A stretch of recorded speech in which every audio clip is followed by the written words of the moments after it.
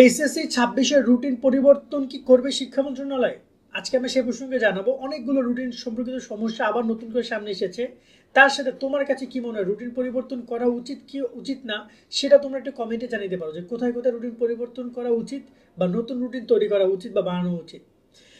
মূলত শিক্ষামন্ত্রী চেয়েছিলেন 7 জুন থেকে পরীক্ষা নেওয়ার, কিন্তু তিনি তার চাওয়াটা পূরণ করতে পারেন না। তাই তিনি 2 জুলাই পরীক্ষা নিয়ে মাত্র 35 দিনে পরীক্ষা শেষ করছে, যেখানে অন্য পরীক্ষা শেষ হয় 60 দিনে।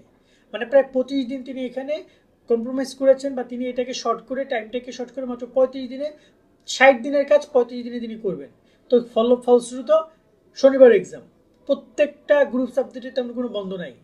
আবার দেখা যায় যে পরিসংখ্যান, হায়ার ম্যাথের এক্সাম আছে, তারা তো পুরোই ধরা গেছে।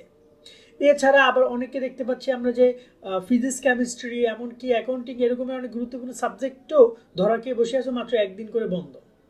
এখন এতগুলো সাবজেক্টে পড়াশোনা আদৌ কি সম্ভব তোমার হচ্ছে যে এই একদিনের মধ্যে? আবার এমন কোনো কোনো সাবজেক্ট আছে যেখানে রিভিশন দিতে মিনিমাম 2 থেকে 3 দিন সময় লাগে, যেমন ইংরেজি সহ আরও বেশ কয়েকটা সাবজেক্ট, সেখানে মাত্র একদিন বন্ধ। আদৌ এই সাবজেক্টগুলো কীভাবে একদিনের মধ্যে তোলা সম্ভব, আমার এই প্রশ্ন। তোমরা জানি না তোমরা স্টুডেন্ট হিসেবে কীভাবে কী নিচ্ছ, বাট আমি এজ এ তোমাদের বড় ভাই হিসাবে, অভিভাবক হিসাবে আমরা কাজ করছি। আমরা কখনো এই যে স্বাধীনতার পর থেকে আমি বলে মনে না কখনো এরকম রুটিন কোনো বোর্ড প্রকাশ করেছে। গত 8-10 বছরে তো কেউ দেয় না, এটুকু দেখেছি। সবাই পরীক্ষা যতটুকু বন্ধ দিয়েছে, কারণ আলটিমেটলি পরীক্ষা শিক্ষার্থীরা কেন দিচ্ছে, এতদিন কেন পড়াশোনা করেছে? তারা একটা ভালো পরীক্ষা দেওয়ার জন্য। এখন যদি আপনি তাড়াহুড়ো করে পরীক্ষা নেন, তাহলে আর কি থাকে? তাহলে আপনি একটা কাজ করেন, আপনি পরীক্ষা 10 দিন বা 15 দিনের মধ্যে দেন। প্রতিদিন সকালে একটা সাবজেক্ট, বিকেলবেলা আরেক সাবজেক্ট, এভাবেও নিতে পারেন।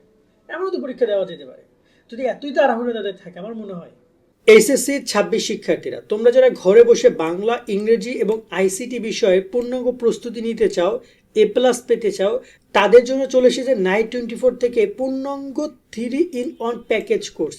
এই কোর্স প্রাইস মাত্র 1050 টাকা। তোমরা চাইলে এই কোর্সে জয়েন হয়ে তোমাদের এই যে 3টি বিষয়ের পূর্ণাঙ্গ প্রস্তুতি নিতে পারো। যারা খুবই টেনশনে আছো, কি পড়বা বাংলা, কি পড়বা ইংরেজি, কি পড়বা আইসিটি, তাদের জন্য একটি পরিপূর্ণ কোর্স হতে যাচ্ছে। কোর্সের লিঙ্ক ডিসক্রিপশন এবং কমেন্টে দিয়ে দেওয়া রইলো, সেখানে জয়েন করে এখনই কোর্সটি কিনে নাও, বা তাদের এই হেল্পলাইন নাম্বারে যোগাযোগ করে তোমাদের আর কোনো প্রশ্ন থাকলে সেগুলো জিজ্ঞেস করে কোর্সে জয়েন হতে পারো। আমার মনে হয় যে প্রত্যেকটা পরীক্ষার আগে একটু বন্ধ দেওয়ার তারা প্রাপ্য, কারণ 2টা বছর তারা পড়াশোনা করেছে, একটু রিভিশন দেওয়া লাগে তাদের। কিছু বন্ধু তাদেরকে দেন, কিছু কিছু সাবজেক্টে, বিশেষ করে মানবিকের, বিশেষ করে বাংলা, ইংরেজির বেশ কয়েকটা সাবজেক্ট নিয়ে প্রবলেম হচ্ছে, ফিজিক্স, কেমিস্ট্রি থেকে শুরু করে অ্যাকাউন্টিং। আমার মনে হয় এই জিনিসগুলো শিক্ষামন্ত্রীর উচিত চিন্তাভাবনা করা। এখন আসি রুটিন পরিবর্তন করা হবে কিনা বা এই প্রসঙ্গে। শিক্ষামন্ত্রী এর আগে এখন পর্যন্ত যাই মৌখিকভাবে বলেছেন সেটা মৌখিকই ছিল, মুখে মুখে বলেছেন, সেটা কাজে খুব বেশি প্রমাণ আসেনি। ইতিমধ্যে এসএসসি পরীক্ষায় কিছু প্রমাণ করেছেন তিনি, আবার তোমাদের পরীক্ষা নিয়ে তিনি আর কিছু করে ফেলেছেন অলরেডি। রুটিনই তিনি যে কাজটা করেছেন তা আলহামদুলিল্লাহ।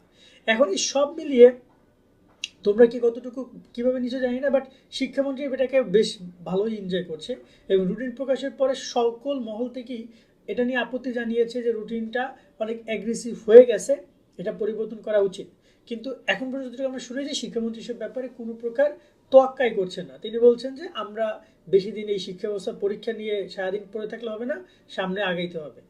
তো সামনে আগানোর জন্য যে তোমাদের বিশ্ববিদ্যালয় অ্যাডমিশন, সেখানে কি রেজাল্ট খারাপ নিয়ে তোমরা আগাইতে পারবা?